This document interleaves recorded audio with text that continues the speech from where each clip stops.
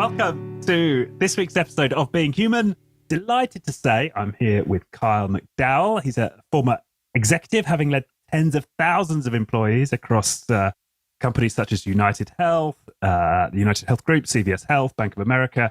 He's a speaker, a leadership coach, and a best-selling author of the book Begin with We, which was a bestseller in 9 different Amazon categories, and at one point was number 15 of all ebooks on Amazon. So, yeah, well, first of all, congratulations on that success with the book, and welcome to the show. Great to be here, Richard. Thank you. Thanks for having me. No, it's and you're coming at us from Tampa in Florida, and it sounds like you escaped the worst of the recent hurricane. So it's we did, yeah, we sure did. It was a scary few days.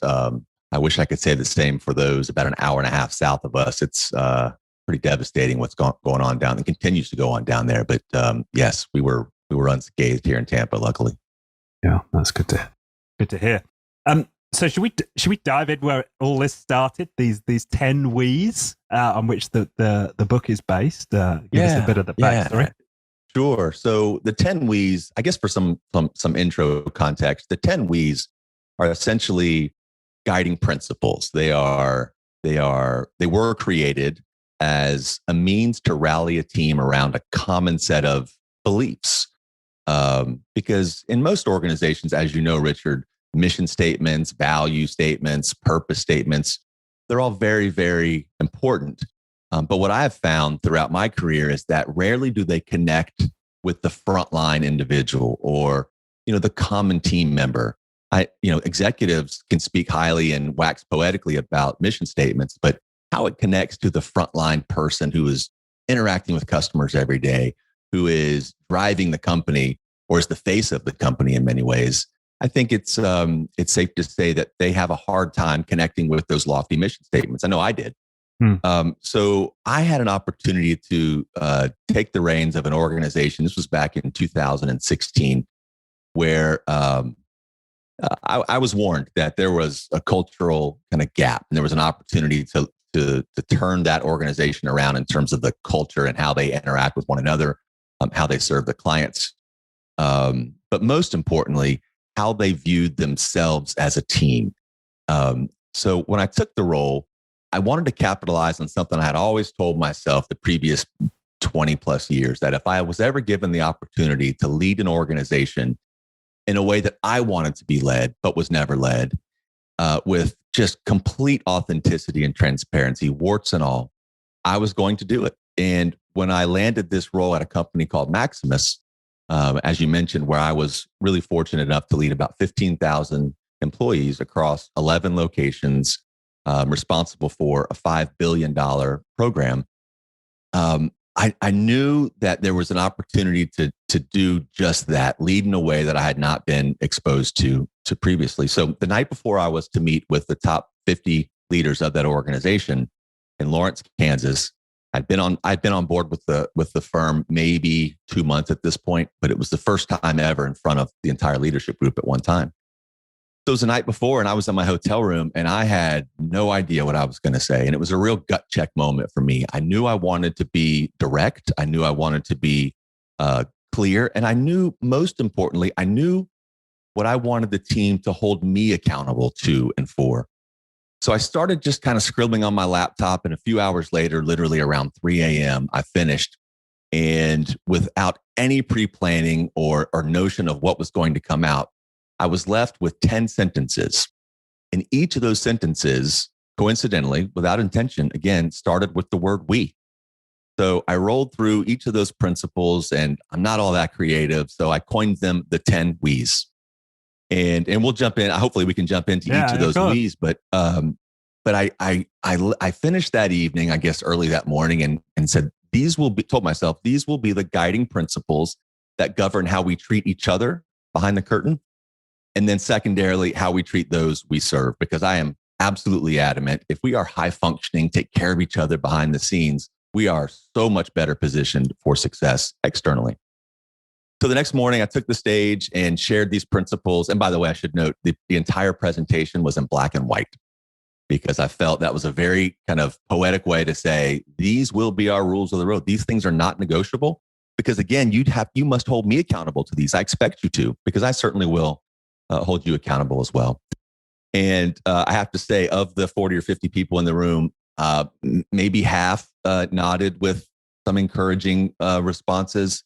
The other, I would say, quarter of the remainder were really skeptical. I could tell on their faces that just kind of shut down, some folded arms, and just kind of stared at me like the new guy has no clue. And then the last quarter, I think, showed a lot of optimism. They seemed to be excited, and what I'd shared resonated with them. So I was very keen to not push those principles, really overtly, because I didn't want to feel as if the new guy was coming in, banging his fist on a desk and saying, here's how we're going to operate. I said, guys, these are the 10 we's. We can create the 11 we's. We can go the 12 we's. We can have the 7 we's. But the point is, we must align around a series of principles, because Richard, you probably realize this, but by definition, a principle is a foundational belief. It's something that we hold to be true. So if we all subscribe to these principles as something we hold to be true, it really takes the guesswork out of handle adversity. It takes the guesswork out of treat those that are on the team and around the team and those we serve. So, kind of parenthetically happy to report, some 6 years later, I left the organization many years ago. 6 years later, I was asked to come back and deliver a keynote refresher to the leadership team, and participated in the We Awards. So twice a year, this firm still gathers. And if you've been caught living one of the We's or embodying any one of the We's, your leader has an opportunity to nominate you, and you're given an award in front of the whole team. So I share that piece because those principles clearly resonated with that leadership team and beyond, so much so that 6 years later, after I'm long gone, they are still essentially the cultural manifesto for that organization. So that's the birth of the 10 We's. It's been, 6 years ago now. Yeah. Yeah. And you talk about, early in your book about, how corporate America is broken, and it's no coincidence this is we and not I. Is that something that just came out, or were you aware of that before you came into this role? I was not aware of that. It happened very, very organically. I was aware that the leader that, I would call him a boss, not a leader, that I was replacing, was not a we-oriented leader. He was very much focused on his success, how he was driving the team to deliver great results, not how we were driving the team to deliver great results. So I knew when I took the stage, or when I took the role, frankly, that I must be less focused on what I can bring to the table. I'm very confident in my ability to lead people, but you have to demonstrate that. I can't just walk in and say, I'm a great leader. I had to demonstrate that. And I felt like the way, and it worked out because it wasn't intentional. I felt like the way that I approached that organization and that team with the we first mentality, it disarmed the team, that I wasn't some guy in shiny shoes with my own agenda to make myself look good. I was, and continued to be to this day, so committed to the success of the team, because it's so natural. And I think bosses around the world miss this. If the team is successful, by definition and by organizational structure, you as the leader, you're successful. So why would you not want everyone on the team to be their best every single day, reach their highest and best potential? And I think it's the leader's obligation to pull that out of each individual on the team. Right. So the first meeting, it sounds like you got a few nods, but it wasn't rapturous applause. Actually, Richard, I should share. There was one gentleman in the audience who didn't believe a word I said, went straight to Google because he thought I plagiarized the 10 We's. I learned that later on in my tenure. He was very open about it. He said, "Man, I thought you recreated this. You stole it from somebody." So no, the reaction was certainly not a round of applause. Right. And how did you handle that? The way I handle every scenario, or at least try to, I'm not perfect, is with an open mind. Why do you feel that way? Why did you think that? I'm actually flattered that you think that. So I was really open about it. We had a good, as a matter of fact, he actually asked for my PowerPoint presentation because he wanted to check the properties to see if I was the original creator of the document. So he was still not sold. We're great friends, by the way. And there's a story about Nick in the book that I'm really, really proud of. But I feel whether I'm faced with adversity, whether I'm faced with applause, regardless, I think just being transparent about my reaction to those things is important because the team senses if the leader is being inauthentic. The team senses, they know right away if you're just paying them lip service. So when I was greeted with that reaction, I was kind of surprised at first, proud, obviously, that he felt like it was such a great product that I had to steal it from somewhere else. But open to that feedback as well. Right.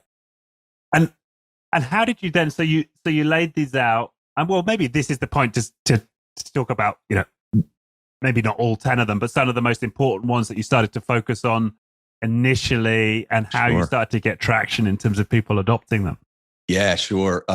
So there are 10 principles, as I mentioned, that start with the word "we," and I'll run through them, but I'll maybe focus on a couple. That I think are really, really important for bosses who want to become great leaders to consider. So, and they're a continuum; they kind of build on one another. So, and one quick caveat, I must say, none of these principles are groundbreaking in nature. None of them are what we would say rocket science. I mean, I am not naive to that. But the beauty of the 10 We's is when they are combined to be a collective series of beliefs, they become kind of our operating system, if you will. Someone coined them a cultural currency. So it's really important. So none of these are going to surprise you and say, "Oh, wow, that's really." None of this is inflammatory or controversial. But when they're combined and you live them, preach them, and exercise them every day, that's where the power in them is found.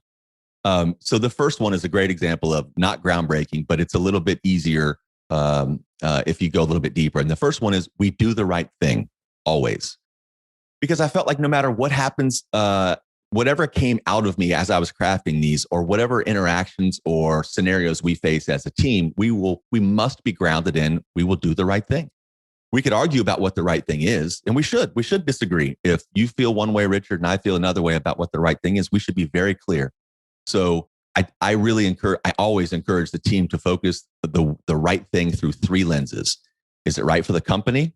And some might kind of take a step back at that because it feels a little less employee friendly, but this just in, if the company doesn't exist, the team and the employees don't exist. So we've got to make decisions and do the right thing in the mind of, on the eyes of the company. Secondarily, it is for the client. Because again, without the company, the client doesn't exist. Without the client, the team doesn't exist. So we've got to focus on doing the right thing for our client. And lastly is the crew. That's the team. We got to make sure that all the decisions that we make, we do the right thing through their lens. If you can land on all three in any scenario, that's utopia. Fantastic. If you can get 2 out of 3 when you're making decisions or choosing a strategy, you're better off. But you should never move forward with the right thing, not for any of those 3. And certainly the right thing is never about you, the leader. You are never in that equation. It is always about those 3 cohorts. So if we agree we're going to do the right thing, I think a boss who is aspiring to be a great leader must do what? They must lead by example. And number 2 is we lead by example. And that is for the entire team, is set an example, because you're set as a leader, or anyone for that matter, you are setting an example. And it's your choice whether it's a good example, whether you want to have it replicated, whether you want that to be your leadership legacy, whatever the case is. So that's a choice. And if we're going to lead by example, where I think a huge opportunity exists in the corporate world is following through. So we say what we're going to do, and then we do it, is we number 3. Because if you're part of a team, as you know, Richard, someone else is expecting something from you. Could be a peer, could be a colleague, but certainly could be the client as well. So when we make a commitment, we're going to keep it to one another first, because that's the priority, how we govern each other, for how they govern each other, the we's. And then if we're going to do what we say we're going to do, that involves taking action. And this really boils down to see something, do something. So many times in the corporate world, we're all aware of an opportunity. And I give the example where the new hire comes in all optimistic, and they put the new hire down with a tenured vet, and they sit shoulder to shoulder for the day, and they kind of walk through some on-the-job training. And invariably throughout some point of that experience, the tenured employee looks over to the new fella and says, "Listen, they tell us to do it this way, but here's actually how we do it," which is an opportunity for improvement. That if had that tenured person raised their hand and felt safe and secure enough to voice that this is an opportunity to do things better or differently, we may not have to kind of have that side conversation with the new employee. So we got to take action. We see something, do something, take on the opportunity. But if the team is encouraged to take action, we're going to make mistakes. We're human. We are absolutely going to make mistakes, and the team needs to feel as if they are empowered to take action, but will be picked up when they make mistakes. So we've got to own our mistakes, be very open about them, recognize them as a growth opportunity. Don't judge the person that makes the mistake. Let's judge the mistake itself, because I truly believe, and this is a follow-on sentence in the book, is we're not judged by our mistakes. We're judged by how quickly we remedy them and if we repeat them. Making a mistake is totally acceptable in my mind. But the team, all great teams have one thing in common. Among other things, this is one thing that they have in common, is when the mistake is made, we own those mistakes, but most importantly, we pick each other up. And that's number 6. We pick each other up. If someone stumbles, the boss needs to be there with his or her hand out. A teammate, a colleague needs to say, Richard, man, I know that presentation didn't go as well as you had hoped it would go, but wow, really made great progress versus the last time we talked about this. You'll get it next time, man. It's okay. Everybody makes mistakes. So that environment must exist where we pick each other up. I think there's an area of corporate America in addition, and probably around the world as well, is a lot of activity is spent not connected to outcomes. So we judge ourselves by outcomes, not activity. I tell my teams, I don't care if you work from the beach. I don't care. As long as our agreed upon tasks and initiatives are being executed with excellence, it's not for me to prescribe how you get there. You're an adult, you're a professional. I value your approach to these things, whatever this scenario might entail, but we're going to focus on the outcomes. Too many times we have this meeting overload in the corporate world where you walk out of that meeting, you ask participants, what did we advance? How are we better off for that meeting? How is our client advanced from that meeting? How is our team? How are we better for that meeting? And if you can't draw a line from that activity, that meeting specifically, to an outcome that you're trying to achieve or improve, you should question whether it's valuable enough to actually have taken place. So outcomes versus activity is a huge paradigm shift that I think a lot of us need to focus on. And here's where, rolling into number 8, Richard, I feel I get a little bit of pushback, but once it's finally understood and kind of absorbed, people get a little more comfortable with it. And that's number 8, is we challenge each other. So in most environments, the only person allowed to offer challenges is the boss or the leader. And I don't believe in that. I believe for us to get better collectively as a team, we must be in an environment where peer can challenge peer, member of the team can challenge the leader, that leader can challenge his or her leader. In every direction, challenges only result in progress. Now, that's not a license to come in and just be critical. It's not a license to come in and just be a jerk. A challenge needs to be issued on 2 grounds, and only 2 grounds. Based on experience. Hey, we attempted a similar launch in my last company and didn't go well for these reasons. We might want to consider that. So that experience should be considered. And data. Data, if presented appropriately, is irrefutable in many cases. So if we have those 2 kind of common understandings of what a challenge must be grounded in, it makes it easier to receive that challenge. But a team that is kind of ripe and rich with challenges, but doesn't take on number 9 is anarchy. And number 9 is we embrace challenge. So whether the challenge comes externally, whether it comes from the leader, whether it comes from a peer, whether it comes from a natural disaster, we must embrace these challenges because we're going to be better off on the other side. Richard, you know it because I've listened to many of your podcasts. The result of progress is almost always because of embracing a challenge, being better, finding innovative solutions, better solutions, different solutions, improving the employee experience are all the result of recognizing and embracing a challenge, overcoming it, and being better off for it. And if we're embracing challenge and we've gone through all of these 9 W's and we're living them, it's now time to put the bow or the icing on the cake. And that's we 10. We obsess over details.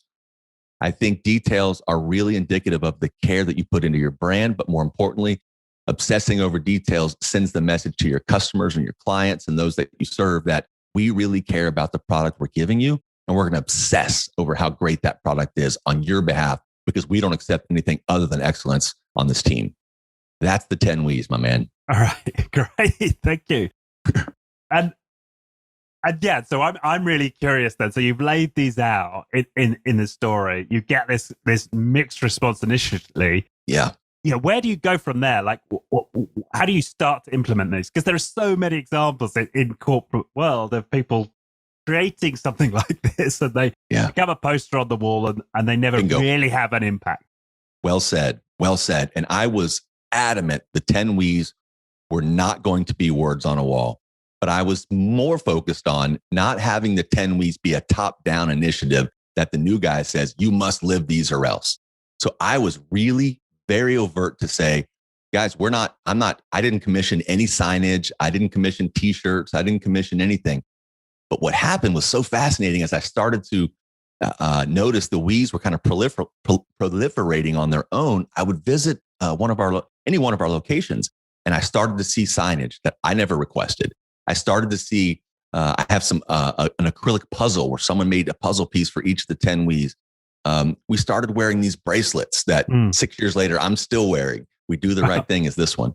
So I was very purposeful to not push any of these things because again, that would feel top down. I needed kind of a groundswell. I needed to be organic. Otherwise, it was, again, as you said, just words on a wall. I refused to have that be something that I created. And the way that I exhibited, the way I behaved every single day thereafter, I think is probably partially to credit for how they proliferated the way they did. For example, there were employees that challenged me daily because they didn't believe in my message. I had one person tell me, yeah, you say a lot of corny things, but we don't necessarily buy that yet. That came many years later. Someone was open and honest enough to say that.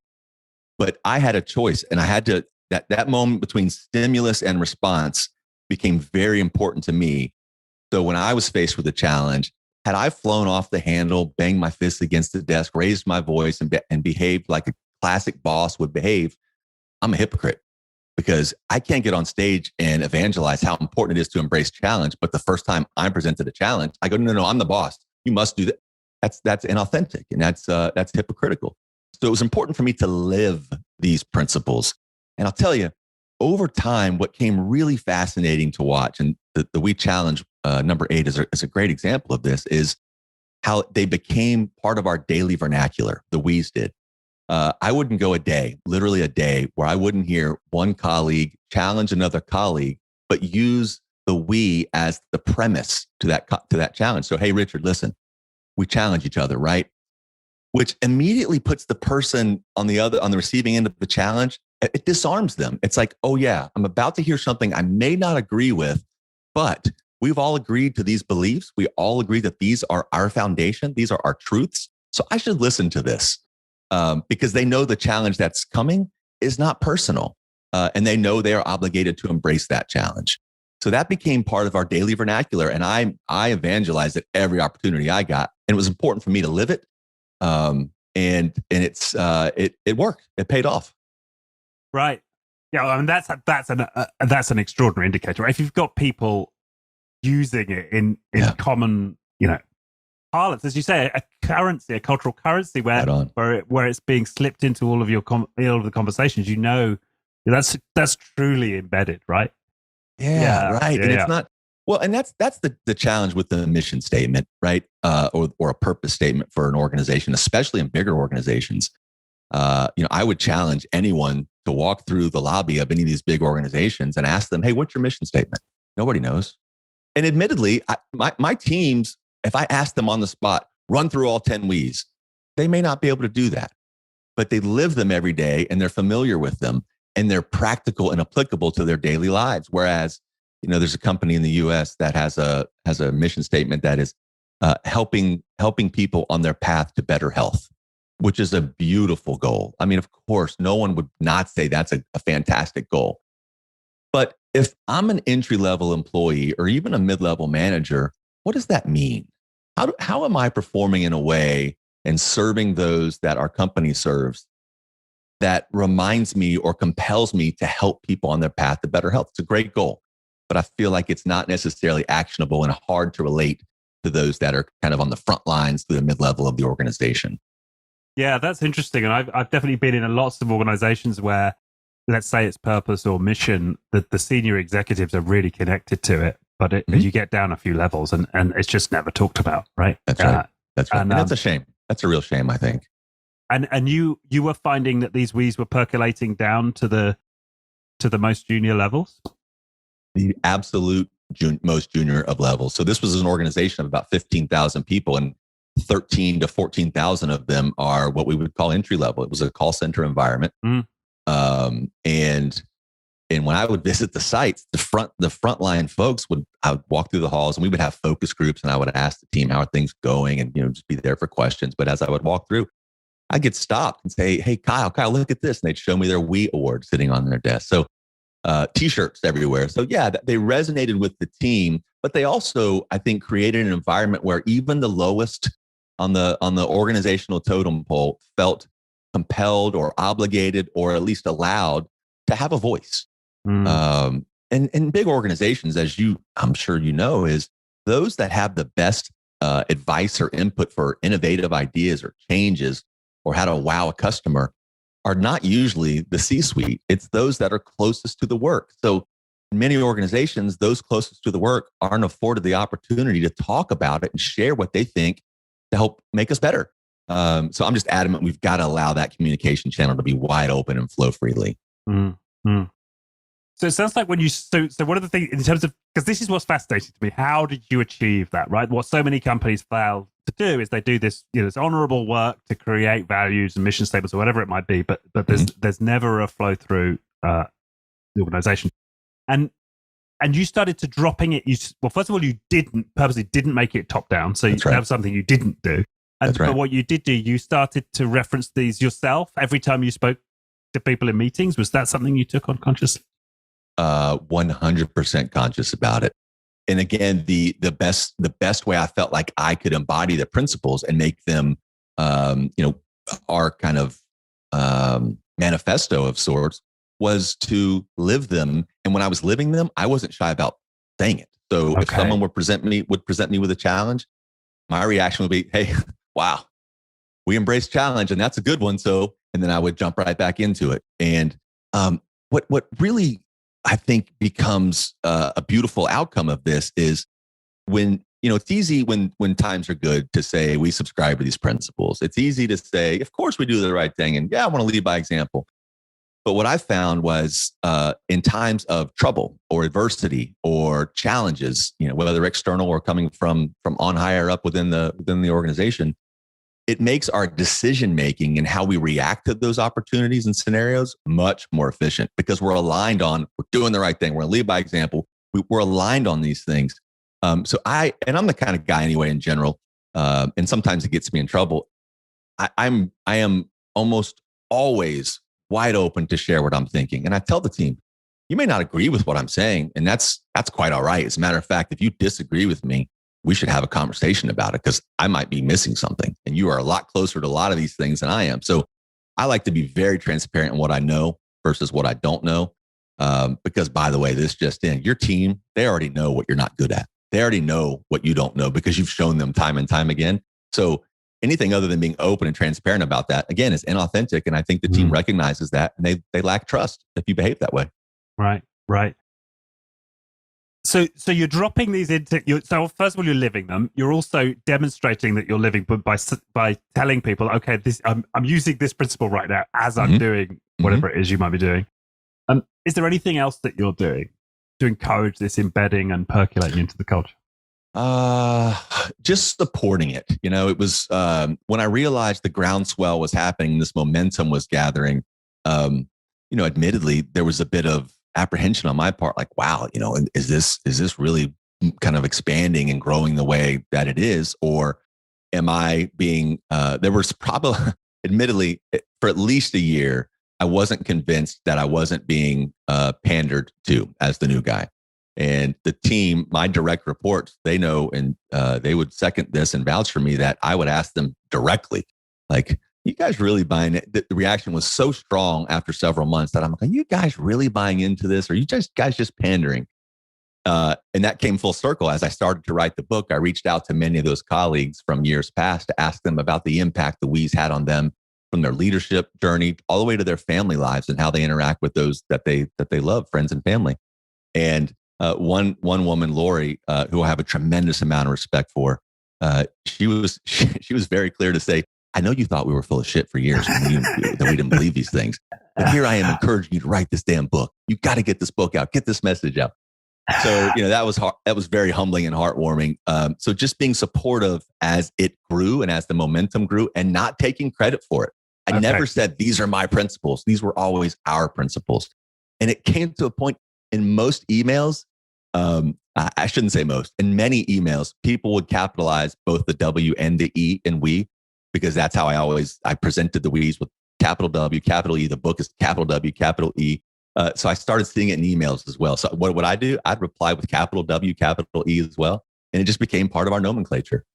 Wow. Yeah. Yeah. And of the 10, which initially got the most traction and which did you find took longer to get embedded? Easy answer. The first was, it was embraced the quickest was we do the right thing, because no one's going to say, oh no, we're not going to do the right thing. That was an easy one to sell. What was difficult around we number one is just landing on what is the right thing. But I remember one scenario very vividly. We had a payroll issue. And when you're talking about a payroll issue with 15,000 employees, and it wasn't that we couldn't make payroll, there was a mistake. So people's checks were wrong. So as a result, some people could pay their bills. Some people accrued late charges on their credit cards. So doing the right thing means you fix the paycheck, but you also try to remedy and go really hard to fix what adverse effects came as a result of your mistake. So when this scenario presented itself, my team was in a meeting. Hey, we do the right thing, right? We got to fix this. So it became kind of an easy way to live. The more difficult was one that I already mentioned, and that's we challenge each other because, again, we're so conditioned to only accept and be aware of challenges from higher up. But the beautiful benefit or outcome, once the team finally realized challenging was okay and there's no retribution to voice your opinion, even if I agree, wholeheartedly disagree, we'll talk through why that disagreement exists. But I would tell you the unexpected byproduct of this was growth that I cannot replicate in any other way. And here's a perfect example. My staff meetings, typically, at least in my experience, until the we's were a thing, a staff meeting would involve me sitting at the end of a table, my team individually running through their updates for their functional areas to tell me what's going on. And 9 times out of 10, everyone else in the room would be on their phone or they would be checked out because, if Joe is giving his update, Sally doesn't necessarily really care because they don't interact a whole lot, but they're on the same team. So what I was really pleased to see this unexpected byproduct was when challenges became more of a thing, one person would give an update and another person on the team who typically would sit quietly on his or her phone, they would challenge that person giving the update. They weren't just letting me give the challenge. It's like they would have a nugget or a piece of information that maybe the person who was going through their update didn't have. And they would issue the challenge with that nugget to say, did you think about this? Well, that doesn't make sense to me. Why is that a problem if X, Y, and Z? And then they would kind of expound on their point. So what happens is there almost becomes an accountability agreement between each member of the team, not just the team and the leader. They have to hold each other accountable. If you're giving a bullshit update, someone else needs to call you out on that, not just the boss. So I think that created an opportunity for information exchange and sharing, which led to the beautiful outcome of job interoperability. One woman on my team, when the we's were rolled out, had a team of about, I would say 200, maybe 250 people. She now has 10,000, just 10,000 employees. And I am convinced, had she not been given the opportunity to challenge and learn and ask, what some might say are dumb questions, she never would be in the position to lead an organization of that size. But she was exposed to it and was able to learn kind of on the fly. So when the opportunity presented itself, she was a natural fit. Yeah. The development, that's how people can grow, isn't it? By about asking questions and learning from others around you. Yeah. Absolutely. Yeah. That makes a lot of sense. And so you've mentioned that example of the not just fixing the payroll issue, but then dealing with the impact for those individuals. And what did that mean? That meant like checking in on what? Yeah, tell us about that. Well, specifically, it meant giving them extra money because they had accrued late charges or well, it was mainly late charges or reconnect fees. In one case, we had an employee whose power was cut off because she couldn't make the payment because we messed up her check. So going the extra mile, really quickly, I tell a story in the book where, someone who I think really, really embodies doing the right thing over and over and over again is a fellow by the name of Harry Kramer, who's a former CEO of Baxter International, a multi-billion-dollar firm. He's now a brilliant speaker, motivational guy. He's a member of multiple boards. When he was at the helm of Baxter, they had a tragedy where 53 consumers of their product died as a result of consuming and using their products. So, I think it's safe to say many organizations would have kind of swept that under the rug, deflected the blame. Not Harry. Harry met with the families of the deceased. He made the board lower his compensation, his bonus for that year, and for his team. No one should be awarded if we've got deaths on our watch. I mean, that is obviously not acceptable. But he didn't have to go meet with those families. He didn't have to be public about the mistake. And by the way, they also shut down the manufacturing arm of that division that built the product that ultimately led to the demise of those 53 individuals. So doing the right thing, I mean, big, very profitable. By the way, it cost about $200 million. And this was back in the 90s. So huge move, but obviously the right thing, which Harry will tell you, positioned he and the rest of the team for the next time a major struggle or adversity or scenario presented itself. They knew exactly how they were going to handle it because the example had already been set. Right. Yeah, that's a beautiful story, and it's an example of leadership and courage. It must have taken courage on your part and others who are embracing these to hold the line on these principles. Yeah, and it's easy to not. It's easy to waver, and I'm just so, maybe it's stubborn. Maybe it's, pardon the pun, maybe I'm just so principled that I just refused. Now, I'm not perfect. I'm sure there were examples, and someone can share with you an example of where I didn't embody the principles. But it was difficult at times because I'm human, and when I'm faced with a challenge, sometimes my natural reaction is not what I would be proud of. But again, taking a step back, and Ray Dalio says this a lot, is putting yourself above the scenario. Look down as if you were observing what's happening, and what would be the right reaction to what you're hearing? What would be the right response to move this conversation along and focus on the topic and not the person? So that was a challenge for me from time to time. But again, the last thing I want to be known for, and it's a character attribute that I hold very, very dear, and that's authenticity. So I feel like, and by the way, I think that's a huge trait for any aspiring leader that wants to be great and have a legacy that lasts well beyond their tenure. That is, just be authentic, be yourself, admit when you're wrong, admit you don't know the answer to everything, and just be open about that. So I felt if I were anything other than authentic after rolling these principles out, it's a house of cards, and I can't expect people to behave in a way that I'm not behaving myself. Right. And is there an example when you were tested on a principle? And this one comes to mind, and I've told the story a lot, and I'm happy to tell it again. So one of the individuals, and I'm going to connect a couple of dots. The story I told a moment ago about the woman who went from 250 employees to 10,000 employees, woman named Julia. She knows I tell this story, and she's fine with me using her name. When I first joined the organization, there was a day, and I don't recall the exact specifics, but I said, I emailed Julia and I said, can you send me that workbook, that Excel workbook? Because I need to look through some data. I wanted to see how the formulas were working. I was just skeptical about something I had seen. So I said, can you send me that information? And Julia, I don't think she would admit this readily, but she challenged me because she sent me a screenshot of an Excel document, which if you've ever worked in Excel, not very helpful. You're not able to kind of get under the curtains or look behind the curtains on the formulas and the references and all that. So this screenshot was not helpful at all. I was hot, man. I was not happy because it was obvious she was just being difficult for difficulty's sake, for whatever the reason was. So I just replied very calmly and said, this is great. Thank you. But I actually need the workbook. Would you mind sending that along to me? So she sent it to me, and I got the answer I ultimately needed. And that was one of many examples that Julia went out of her way to challenge me. Now, full circle moment, and I mentioned this at the top of our conversation. I think I did. That organization, Maximus, had me back to deliver a speech just a few months ago. Many, many years later after that, those interactions with Julia took place. She was the one on stage introducing me. And she said, a lot of you may not know this, and I'm paraphrasing. She said, a lot of you may not know this, but Kyle and I, we did not get along at all. And then she goes on to say, I would not be the leader I am today if it weren't for him. The impact he's had on me has been profound. So, Richard, I think that's a great story to highlight. She was difficult. And I think she would admit that she was being difficult for whatever the reason is.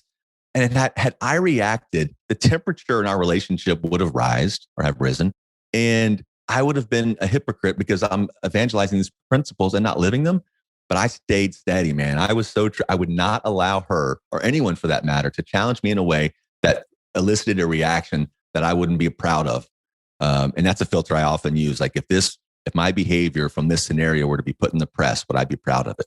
If it were to be exposed to the entire organization, would I be proud of it? Just if my mother were to see me react this way or behave this way, would she be proud of me? So that I try to keep myself in check with those, and with these principles, it does make it easier because I've already set the stage and the standard that we're going to challenge each other. We're going to embrace challenge. So when they come my way, I have to be on the same playing field as everybody else and accept those challenges readily. Right. And you mentioned about the fix the payroll issue and how that's a great example of you living the principle. What were some other memorable moments for you that stand out in terms of the organization living the principles? Yeah. So it's a story I tell in the book about a fella named Nick, who we've remained great friends after leaving the organization. So Nick was responsible for. So every year, quick context, every single year for this for our biggest client, we had to do we underwent a repricing exercise. So every year we'd go back and say, okay, client, here is what we are projecting your spend for the following year to be. And Nick was responsible for this exercise. And he came to me one afternoon and said, Kyle, I just ran the numbers for next year, and it looks like we're going to be able to save the client $15 million. Huge, right? And what a great story for me to call the client and say, the team has gone through this exercise. We're gonna be able to reduce your spend next year by $15 million. And I did that, and they were thrilled. The client was absolutely thrilled. Thank you for this. And they asked for a little bit fine tuning of the numbers. So I went back to Nick and team and I said, hey, the client is thrilled with this, but they want us to kind of tweak some of these numbers to make sure that we're where we need to be and that, everybody is aligned. Well, the next day I got a phone call from Nick and he said, I blew it. And I said, what do you mean you blew it? He said, we made a mistake. The savings is not going to be 15 million. There's still a significant savings, and it was more around 4 or 5 million, but it's not 15. Very, very big difference. So we're leaving 10, $11 million on the table. And he said, I'm struggling with this. I made a mistake, but I know we own our mistakes and I know we do the right thing. So I'm coming to you because I feel terrible.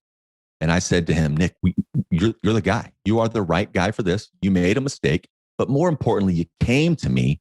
We're talking through it. And the outcome of this conversation will be twofold. One, I'm going to reaffirm my commitment to you because you're in this role for a reason. Now, if he had been a bad employee with tons of mistakes in the history of this, that's a different conversation.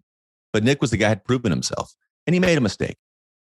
So that was an opportunity for me to not react in a classic boss form and, not fly off the handle. I reaffirmed my commitment to him. I told him he was the right guy. He went home, internalized it again, still felt badly about it, felt like he wasn't sure if he was the right guy. The part two of that, as I mentioned, there were two outcomes. They created a check and balance and basically a quality system that would not allow that type of mistake, the one that they uncovered, to happen again. So he owned the mistake. He did the right thing. I had to go back to the client and share this unfortunate mistake on our part, which I believe, obviously it wasn't met with applause, but I think we earned some credibility in that. We just came straight back with the mistake and shared what it was. I didn't use Nick's name. I said, we made a mistake. I owned it ultimately, and we got it corrected. I want to connect two dots though. Nick is the same fella that questioned whether my presentation was plagiarized. Right. He's the same guy that asked for the document to see if I had created it or not. And several years later, we still have almost monthly check-ins to talk about our careers, how I might help him on his journey, and how he could I can bounce some things off of him. So that's a beautiful outcome of all these interactions, is that most of that team who was along for the ride and I have stayed in very tight contact. And they were some of the strongest voices in me writing the book. So we established really great relationships as well as delivered fantastic results. Yeah. Yeah, and that's often true in my experience of because what you did is this was an organizational change or initiative or transformation. Often it's the skeptics or even the cynics who, if you can win them over, can become your biggest advocates. 100%. And I think that's what happened with Julia. She became such an advocate. She says she uses the principles as a moral compass for how she raises her family now. I can't think of a greater compliment than that, Richard. I mean, that is like wow stuff to me. Yeah. That's extraordinary. So it strikes me that this was an extraordinary, act of leadership on your part to get these principles embedded and into the organization. What did the personal practices that you engage in that allowed you to hold the line on these principles and behave consistently as you did over this period? I believe where a lot of bosses fall short is they behave a particular way outside the workplace. They subscribe to certain principles. They live, they live a certain way, behave a certain way. But when they step into the workplace, they behave a different way. And I think that, again, reeks of inauthenticity. So for me, it was not only important once these principles once they became kind of the nomenclature or the vernacular, they became a daily thing that we always talked about and rallied around. I made it a point to consciously say, I'm going to live these principles externally as well. So, from how I interact with my fiance to how I treat my friends to when I make a commitment to do something, I do it. Because just like the we that says, we say what we're going to do and then we do it. Because again, if they see me on your podcast talking about the importance of living these principles, but then they say, well, hang on a second, Kyle, you told me you were going to drop by last Tuesday to help me move a couch or whatever the scenario is, but you didn't do it. You didn't show up. You're a hypocrite. So I just never want to be in that position where I feel like I'm a Jekyll and Hyde, the Kyle at work and the Kyle at home or outside of work. I feel like they need to be the same. And by the way, I think corporate America, or corporate Europe, the corporate world in general, there is this unwritten rule that you show up as someone slightly different than the person you were outside of work. I mean, Richard, we use different words. When's the last time you went home to your loved one and said, hey, did you get that deliverable done for me? Nobody speaks like that. Let's talk about the milestones of doing laundry. Like, nobody speaks that way, but somehow over time, the corporate world has told us we must behave in a way and speak in a way and carry ourselves in a way that is less than authentic. And I think what that does is that creates this behavior where we feel like we need to be something we're not. We need to know it all. We must stand on this perfection pedestal, which I think is just really a recipe for disaster. I want to know if my leader is stressed. I want to know if my leader is fearful of something that's around the corner. I want to know if they're excited. So that starchy kind of robotic corporate persona, it may work for a time and you may get people to rally around you, but I don't think it's sustainable for very long. Right, and that's something that strikes me about the wording in particular of these principles and the book itself. You don't use corporate speak. And in this podcast, I don't think we've used. If you tried to do like corporate buzzword bingo on this podcast, you'd come up short, right? I mean, pretty much all of the words you've used are in common parlance. That I haven't heard a corporate speak phrase coming from your mouth, and that must be part of it, right? And I think maybe that's also part of why they could percolate so deep into the organization. Absolutely. You touched on two things there that I'd love to address. And the way I speak and interact with you today is the way I speak and interact with everybody. At least I try to be consistent in that regard. And as a matter of fact, there's a part in the book where I believe it's in the introduction of the book, I say, I didn't write this like an MBA textbook. I didn't write this book like some shoe polish, starch shirt leader to whom no one can relate. I didn't write it that way. So I think that's one. But then the other point is, and it's kind of what I mentioned earlier, it's the authenticity that comes with being you, creates being you, good, bad, or otherwise, warts and all, I like to say. It creates this kind of persona that is relatable. And I think the most, I mentioned authenticity being the huge, I think is the most important character trait of all great leaders is authenticity. I think the second is relatability, because I need, as a leader of people, especially in an organization in the thousands, multiple thousands, invariably, you're not going to have all Ivy League MBAs on that team. You're going to have entry-level folks. You're going to have interns. You're going to have minimum wage folks. And if you want to lead a team authentically and lead them to excellence and inspire and empower their growth, you must be relatable to them.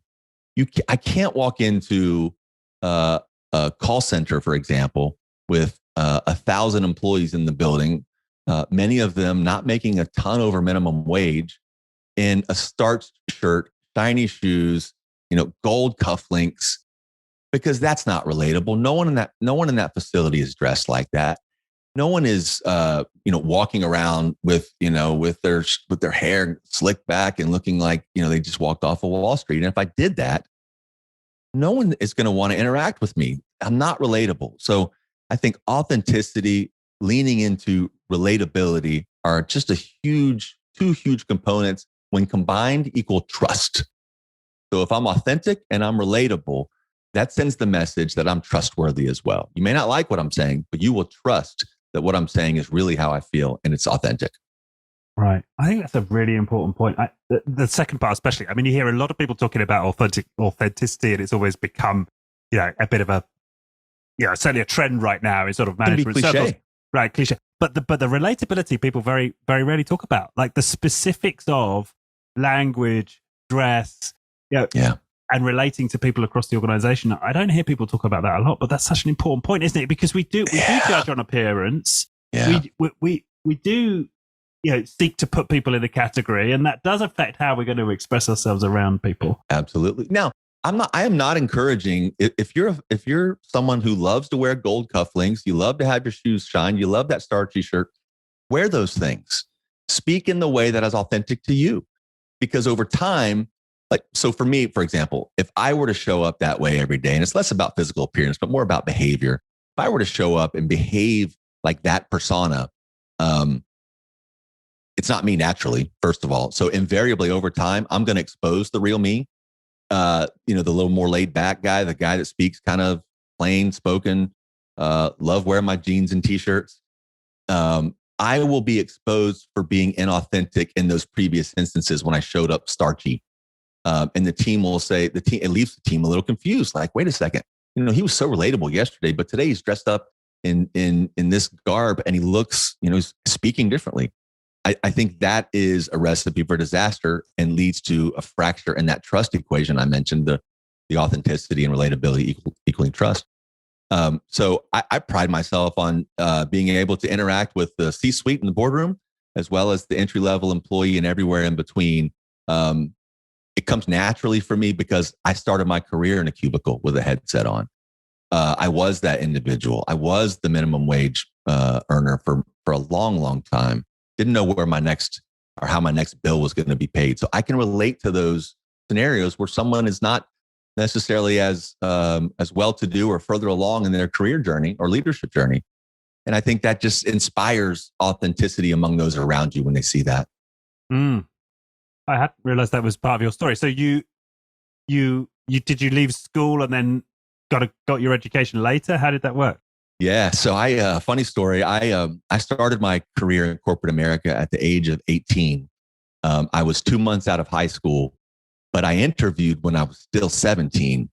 I didn't point out my age, and in an application, you don't have to give your age. So I just kind of assumed that they assumed I was of age, and I rolled the dice that if I were to get an offer, it would come after my birthday. So I began my career in a call center for a regional bank at the age of 18. That helped pay my way through my undergrad. And then I just kind of took on successively bigger roles and bigger scale and bigger organizations. And at one point, I made the decision to continue to run in that rat race, if you will. And I got my business degree, or an MBA. That was back in 2012, 2014. Again, self-funded. And then ultimately my career in the corporate space wrapped up in 2019 after I was an SVP for a giant pharmaceutical company where I had a budget of $2 billion. I had 15,000 employees. But I will tell you, it's that experience, and this kind of a theme that I've seen is the bigger the organization, the more opportunity for cultural toxicity. And that last stop of my career on the corporate side is what, in addition to people kind of propelling me and pushing me to write the book, is what really inspired me to write the book, because I came to the conclusion it doesn't have to be this way.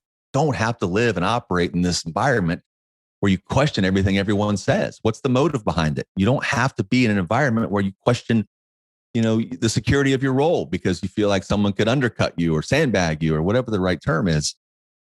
Because that experience came just after the experience where I rolled out the 10 W's, and I saw how a team can become a real team. And there's a line I use in the book, which I'm proud of. It says, colleagues become friends, friends become family. And I truly believe that a lot of those individuals that were along for the ride with me with the 10 W's when we rolled them out, who are still living them at that organization, I treat them like family now.